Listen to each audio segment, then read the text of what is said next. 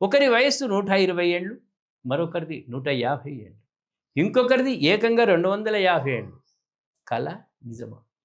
ఇంతకాలం జీవించేదెవరు? పురాణాల్లో దేవతలు కారు. మన కళ్ళ ముందున్న సాధువులు, హిమాలయాల్లోని సంతులు, మంచు కొండల నడుమ ఉండే సిద్ధులు, ప్రతికూల వాతావరణంలో జీవించే సన్యాసి. దేవాంశు బాబా ఈయన ఉత్తరప్రదేశ్ నుంచి హిమాలయాలకు వచ్చారు. అక్కడే ఉంటున్నారు. ఈయన ఫోటోను ఇంటర్నెట్లో చూడొచ్చు.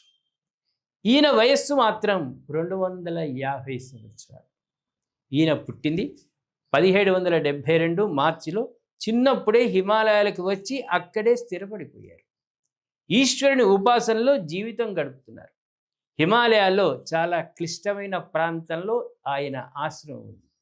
ఈయన ఇక్కడే ఉన్న చాలా కాలం పాటు ఎవరికి దర్శనం ఇచ్చేవారు కాదు.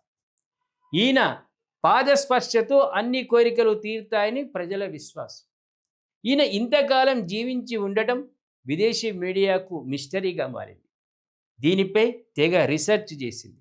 పాపం ఆ జర్నలిస్టులు సైతం పాదాల్ని శిరస్సుపై ఉంచుకొని వెళ్ళిపోవడం తప్ప ఏమీ సాధించలేకపోయారు.